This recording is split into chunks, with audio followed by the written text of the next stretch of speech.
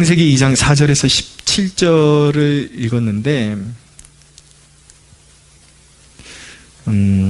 이전 이제 우리가 기사들, 지난주까지 살펴봤던 기사들은 이제 천지 창조에 관한 것이었습니다. 인간 창조하시고 또 마지막에 안식하신 그 대목까지 우리가 바라봤거든요.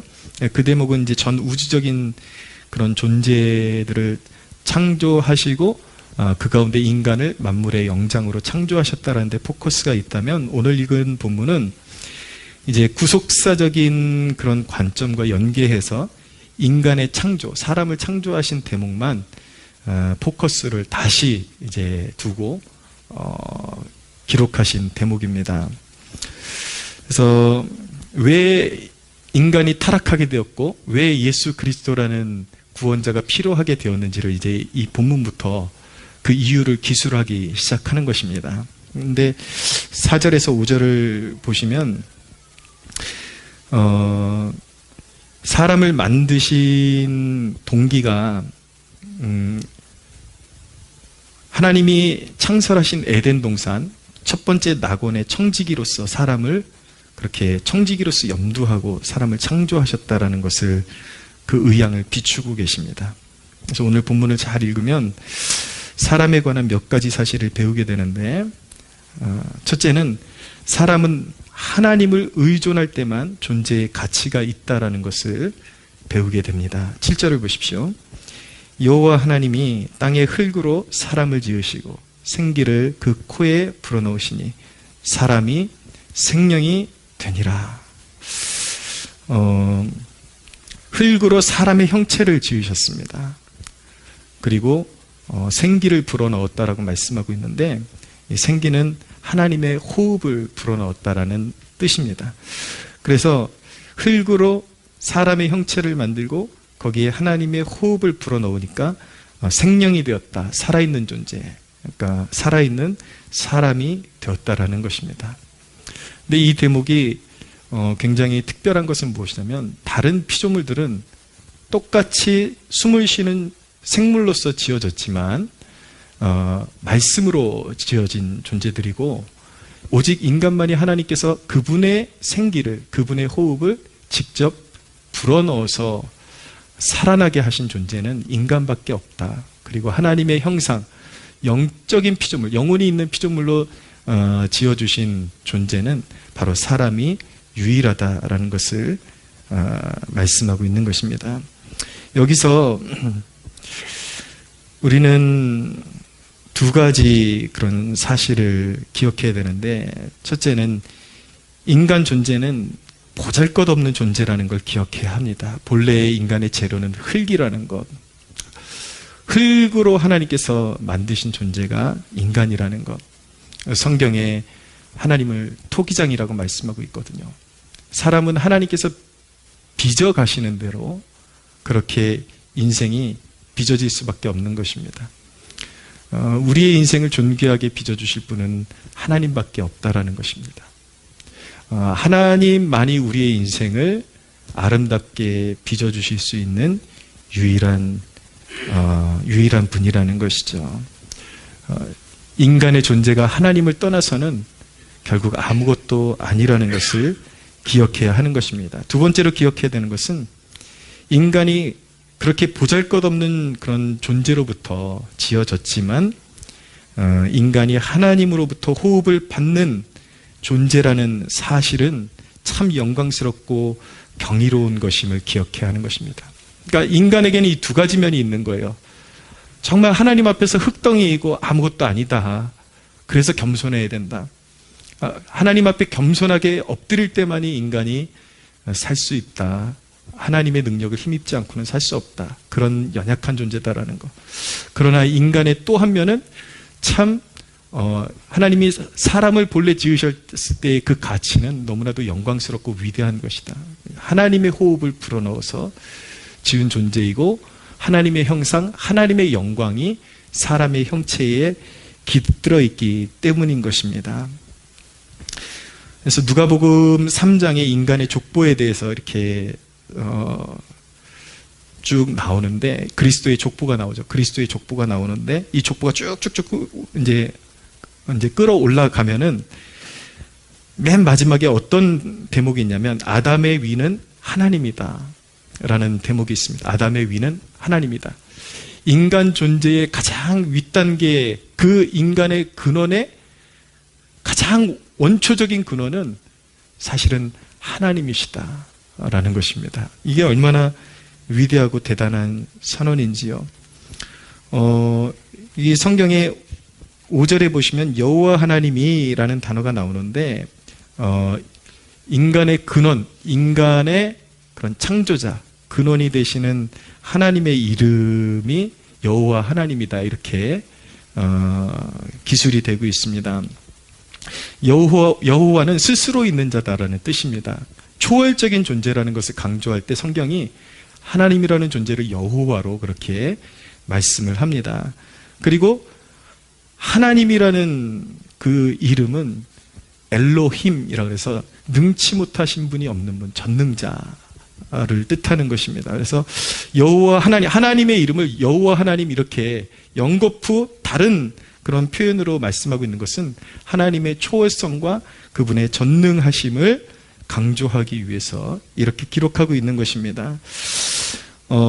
인간이라는 존재, 본래 흙덩이로 지어진, 흙으로 지어진 인간이 초월적이고 전능하신 하나님과 연결되어 있을 때만이, 다른 말로 표현하면 하나님을 의존할 때만이 온전히 설 수 있다라는 것입니다. 다른 말로 온전히 살 수 있다라는 것입니다. 하나님만이 나의 힘이시오, 하나님만이 나의 공급자이시오, 하나님만이 나의 방패라는 그 산성이시오, 나의 방패라는 그 믿음을 가지고 살아야만 인간은 온전히 설 수가 있는 것입니다. 여러분, 정말 여러분들의 신앙 완주하시고 승리하는 그런 인생을 살고 싶으십니까? 그러면 그 무엇보다도 그 어느 것도 의지하지 않고 바라보지 않고 전능자이시고 초월자이시고 나에게 진정한 생명을 공급하시는 하나님만 의지하는 법을 배워야 하는 것입니다. 할렐루야.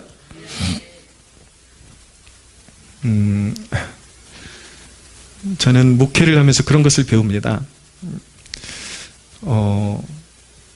하나님께서 요 근래에 저와 그리고 우리 교회에 주신 큰 축복이라면 정말 너무나도 신실한 성도들을 이렇게 붙여주셨다라는 것입니다.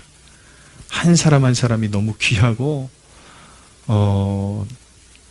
정말 너무 탁월함을 가진 그런 귀한 존재들이 동역자로 이렇게 서 있는 모습을 보면서 참 서로 간에 이렇게 격려해주는 모습 바라보면 아름답고 교회가 참 아름답게 서가는구나라는 그런 생각 속에 하나님 앞에 감사의 고백을 올려드리기도 합니다.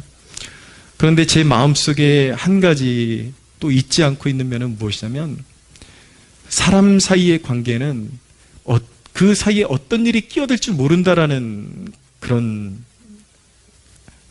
경각심이 있는 것입니다. 지금까지 이렇게 목회를 쭉 해보니까 어저께 정말 모든 것을 공유할 수 있을 것 같고 믿고 서로 세워줄 것 같았던 그런 동역자가 오늘은 알 수 없는 그런 갈등이 끼어들어가지고 그 아름다운 관계가 순식간에 깨어지기도 하고 사람과 사람과의 관계는 언제 어떤 불미스러운 일이 끼어들지 우리가 전혀 예측을 할 수가 없는 것입니다. 제가 목회를 하면서 그런 일들이 수없이 지나감에도 불구하고 이 자리에 서 있을 수 있었던 그 이유는 무엇이냐면 사람을 존중하고 세워줄 땐 세워줘야 되지만 또 제 중심 가운데 하나님만이 나의 도움이시고 하나님만이 나의 의지라는 그 절대적인 믿음이 있었기 때문에 이 자리 가운데 여지껏 목회를 감당하며 서 있을 수 있었던 것입니다. 사랑하는 여러분, 어떤 상황 가운데서도 흔들리지 않는 존재가 되려면 세상에 있는 어떤 피조물도 여러분들이 의지하지 않고, 물론 사랑하고 품어야 되는 존재들이지만, 또 신뢰해야 될, 서로 신뢰를 줘야 되는 존재들이지만, 그렇지만 그 사람들에게 내 믿음의 근거를 두고 내 신앙의 근거를 두어서는 절대로 안 된다라는 것을 꼭 기억하시고 가슴판에 새기시기를 바랍니다. 우리는 다 하나님 앞에서 흙 같은 존재예요. 언제 연약함에 쓰러질지 모르는 존재인 것입니다. 우리가 온전히 하나님 앞에 서기 위해서는 온전히 초월적이고 전능하시고 어떤 상황 가운데서도 구애받지 아니하시고 우리 한 사람 한 사람을 붙들어 주실 수 있는 여호와 하나님만을 의지할 때 우리가 바로 설 수 있다는 사실을 매 순간 기억하는 여러분들 되시기를 축원합니다. 사람은 하나님을 의존할 때만 존재의 가치가 있는 것입니다. 두 번째로 사람에 관한 배움은 에덴 동산에 사람을 청지기로 삼으셨다라는 것입니다. 9절을 보십시오. 여호와 하나님이 그 땅에서 보기에 아름답고 먹기에 좋은 나무가 나게 하시니 동산 가운데는 생명나무와 선악을 알게 하는 나무도 있더라 라고 말씀하고 있습니다. 8절을 또 보십시오. 여호와 하나님이 동방에 에덴에 동산을 창설하시고 그 지으신 사람을 거기에 두셨다라고 말씀하고 있습니다. 15절에 보시면 여호와 하나님이 그 사람을 이끌어 에덴 동산에 두어 그것을 경작하며 지키게 하셨다라고 말씀하고 있습니다. 9절 이하에 나타나는 그런 에덴 동산의 모습, 하나님께서 지으신 첫 번째 낙원, 에덴 동산의 모습은 심히 아름다운 곳이고 사람이 먹기에 좋은 나무들이 울창하게 있었던 곳입니다. 동산 중앙에는 생명나무와 선악을 알게 하는 나무가 있었습니다. 그리고 그 동산 중심으로부터 비손, 기혼, 힛데겔, 유브라데라는 4개의 강줄기를 따라서 놀라운 생명력으로 풍성하게, 그렇게 생명력으로 충만하게 채워지고 있었습니다. 죄와 죽음이 없는 곳, 하나님과 사람의 온전한 연합과 사귐이 있는 동산 그 자체였습니다. 낙원이었던 것이죠. 그런데 안타깝게도 사람이 죄로 말미암아 낙원을 잃었고 놀라운 생명력도 단절되게 되었습니다.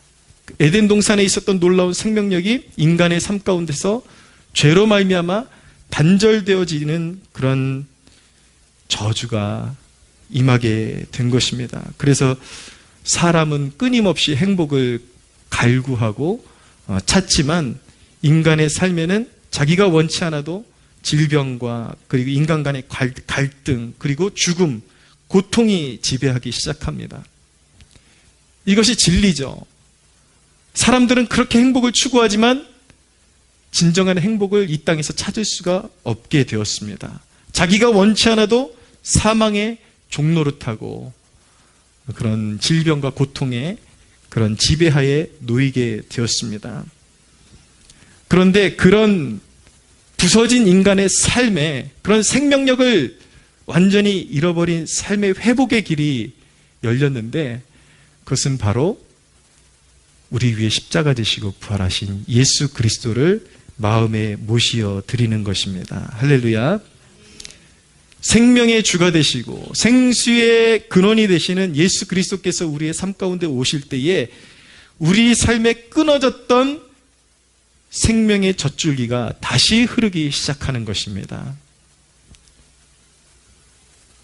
누구든지 나를 믿는 자는 그 배에서 생수의 강이 흘러 넘치리라. 영적으로 예수를 믿는다라는 것은 끊어졌던 생명의 젖줄기가 다시 흐르기 시작하는 것입니다. 우리의 삶 가운데 왜 죽음과 질병과 고통이 난무하게 되었는가? 하나님으로부터 공급받던 생명의 강줄기가 그 생명수가 끊어졌기 때문에 그 고통이 우리의 삶을 지배하게 된 것인데 우리의 삶에 오신 예수 그리스도는 바로 그 생명의 근원이 되시고 생수의 근원이 되시는 것입니다. 할렐루야. 그래서 예수 그리스도가 우리의 중심에 오실 때에 우리의 삶에 단절되었던 생명의 젖줄기가 다시 흐르기 시작한 것이다 라는 것을 여러분들 꼭 기억하시고 가슴에 새겨야 하는 것입니다. 여러분, 사탄이 우리의 삶 가운데 우리도 모르는 사이에 형성해 놓은 그런 견고한 진들이 있거든요. 불신과 상처, 의심, 두려움, 이런 것들이 딱딱한 각질이 되고 어떤 장벽이 되어서 우리의 삶에 이 생명력이 흘러넘치도록 못하게 막고 있는 것이죠. 근데 이것을 우리가 믿음으로 적용하지 못하면 이 생수가 우리의 삶 가운데 흐르도록 그 축복을 받았음에도 불구하고 그 축복을 우리가 온전히 누리지 못하는 상태에 머무를 수 있다는 사실을 아셔야 돼요. 이 생수, 그리스도로 말미암은 이 생수가 우리의 영적인 혈관 곳곳으로 흐르게 해야 하는 것입니다. 할렐루야. 어떻게? 믿음으로. 여러분들의 삶 가운데 진치고 있는, 여러분들의 삶의 축복을 막고 있는 상처와 의심과 두려움이 있습니까? 믿음으로 그리스도의 보혈이 여러분들의 영적인 혈관 곳곳으로 흐르게 하십시오. 할렐루야. 더 이상 상처받은 자로 남아있지 마십시오. 믿음으로 보혈의 강물이 그 상처를 휩쓸고 갈 수 있도록 믿음으로 선언하십시오. 두려움을 향해서 선언하십시오.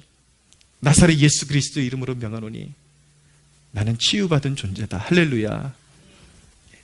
여러분들의 삶 가운데 모든 혈관을 막고 있는 모든 영적인 질병들을 향해서 선언하십시오.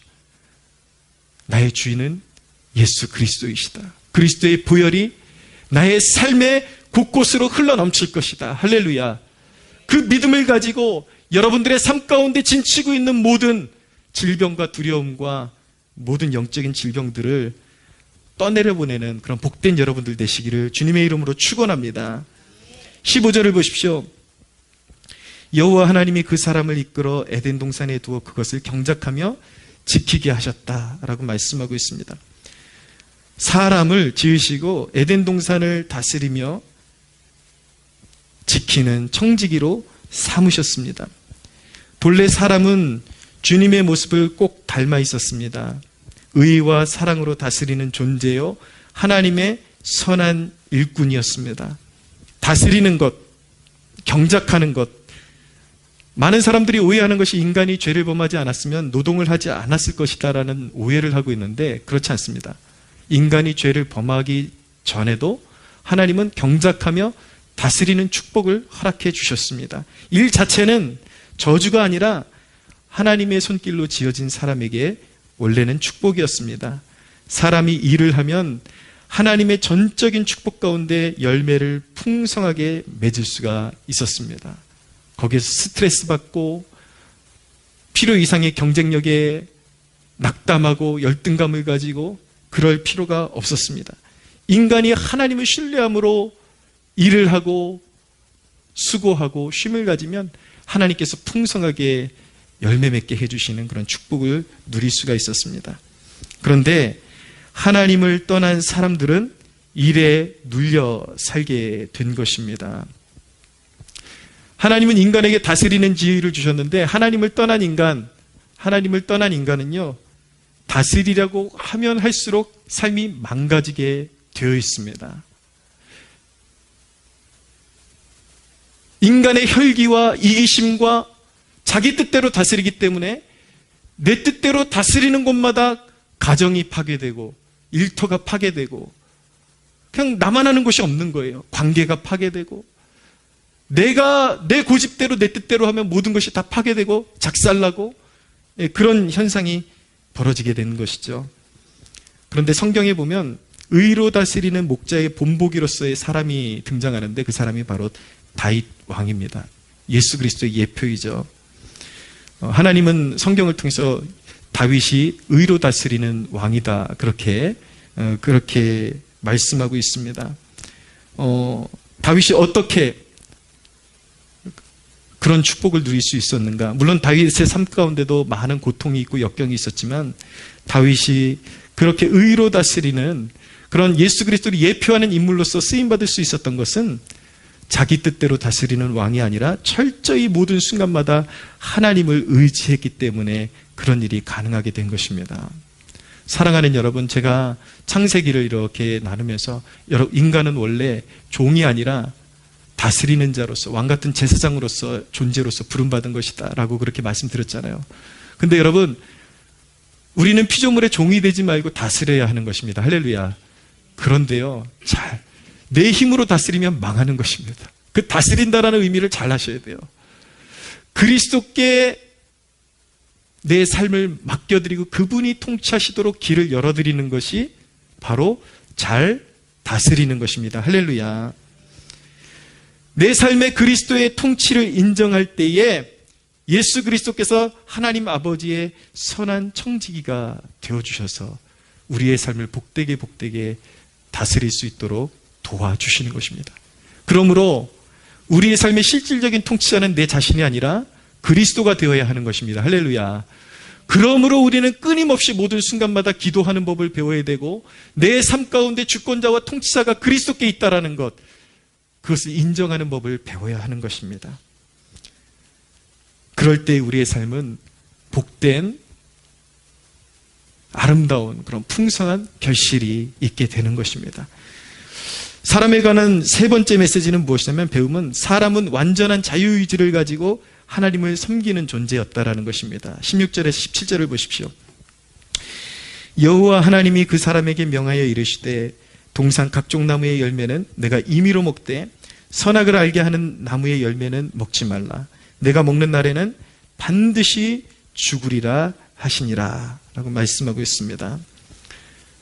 동산의 중앙에 생명나무와 선악과를 주시고 특별히 선악과를 지칭하시면서 그것은 먹지 말아라. 그 먹는 날에는 반드시 죽을 것이다 라고 말씀하셨습니다. 여기서 죽을 것이라는 건 완전히 영적인 죽음, 완전한 심판의 상태를 의미하는 것이죠.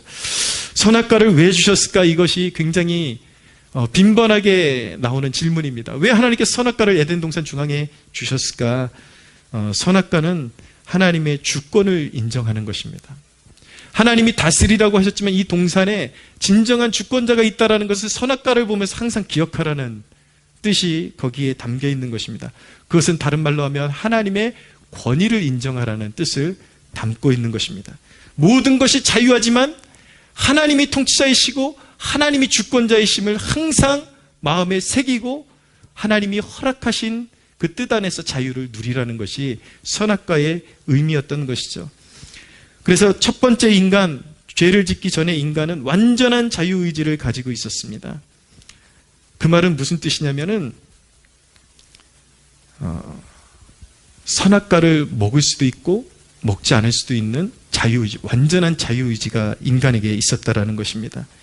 그 말을 조금 더 세분화해서 말씀드리면, 불순종의 가능성이 첫 번째 사람에게, 아직 죄가 들어오지 않았고 불순종이라는 것이 아직은 들어오지 않았지만 첫 번째 사람에게 하나님 앞에 순종할 자유도 있었고 불순종할 수 있는 자유도 존재했다라는 것을 의미하고 있는 것입니다.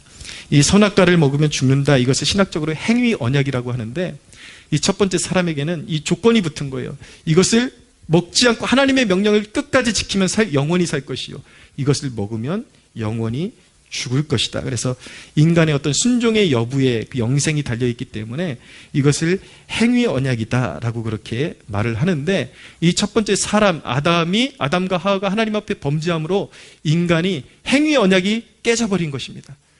그때 이후로는 인간이 자기의 선함으로 자기의 의지로 구원받을 수 있는 가능성이 완전히 깨어지고 만 것입니다.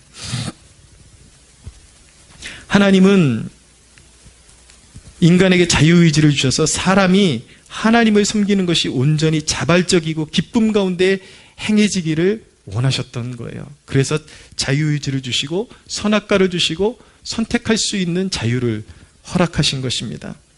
근데 여기서 중요한 메시지를 하나 배우고 넘어가야 되는데, 이 선악과가 하나님의 권위의 상징이었다라는 것. 자유는요, 반드시 권위를 먼저 세우고 자유가 있어야 무질서가 되지 않는 것입니다. 질서라는 것은, 권위가 없는 질서는, 자유는 무질서가 되는 것입니다.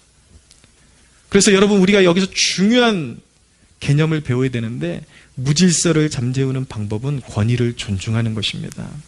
어디에 있어든지 너무나도 탁월한 사람들이 많이 있어요. 이곳에 어느 공동체든지 저마다 옳다 하면 그 공동체는 아름답게 세워지는 것이 아니라 무질서해지고 무너질 수밖에 없는 것입니다.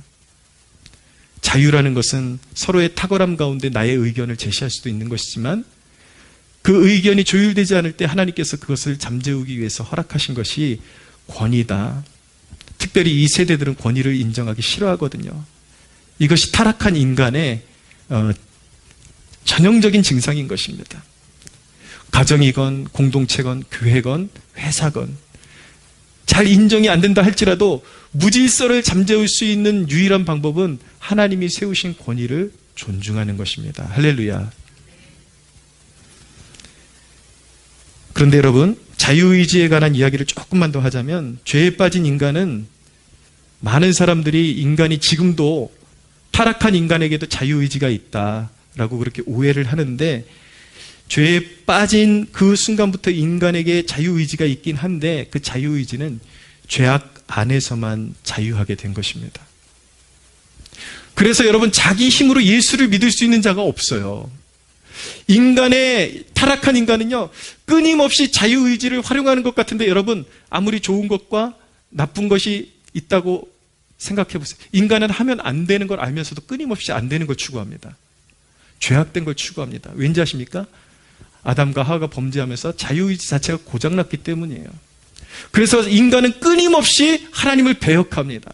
자연 그대로 두면 이 하나님께로 돌아올 자가 아무도 없게 되는 것입니다. 그래서 중요하게 되는 것이 무엇이냐면 바로 인간이 구원받으려면 성경을 하나님의 말씀을 깨닫는 계시가 필요하게 된 거예요. 하나님이 계시의 영을 주셔야 하나님이라는 존재를 깨달을 수 있고 복음을 깨달을 수 있게 되는 것입니다. 할렐루야. 여러분이 믿는 자이십니까? 예수님께서 분명히 말씀하셨습니다. 세상에 큰 자들은 예수 그리스도를 알아보지 못하지만 이 작은 자들이 나를 알아보게 하고 이것은 하나님 아버지께서 행하신 일입니다 라고 예수님께서 말씀하셨습니다.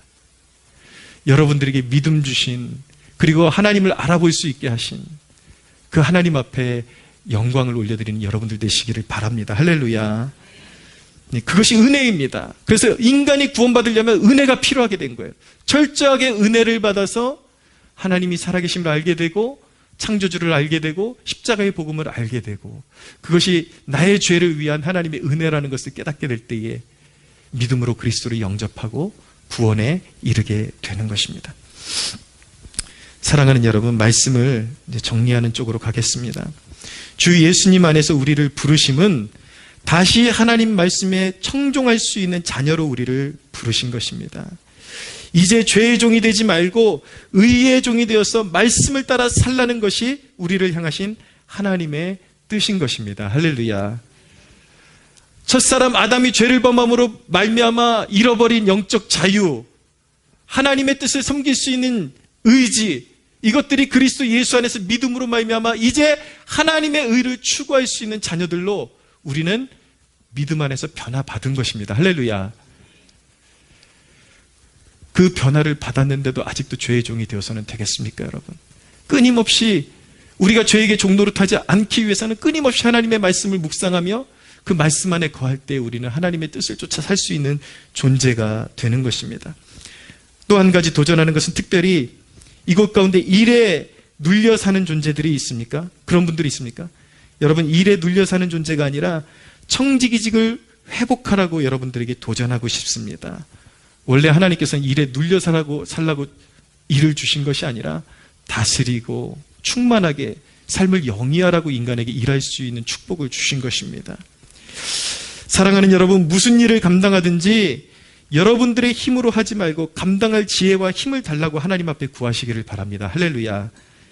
일에 눌려 살지 말고 집중과 쉼을 활용할 줄 아는 법을 배우는 여러분들 되시기를 축복합니다. 일에 매달린다고 여러분들의 삶이 축복받는 것이 아니에요. 아무리 여러분들의 삶 힘으로 발버둥 친다 그래서 여러분들의 삶에 열매가 충만하게 맺혀지는 것이 아니라 힘 주시고 능력 주시는 분 안에서 힘을 쏟을 때 쏟고 쉴 때는 쉬고 하나님을 의지할 때 하나님께서 삶 가운데 좋은 결실을 주신다라는 사실을 깨닫는 축복이 있게 되기를 바랍니다. 하나님의 복 주심 가운데 그런 집중할 땐 집중하고 쉴 땐 쉴 줄 알고 열매 주신 선한 하나님을 의지하면서 그 복 주심 가운데 성취의 기쁨을 누릴 수 있는 여러분들 되시기를 주 예수의 이름으로 축복합니다.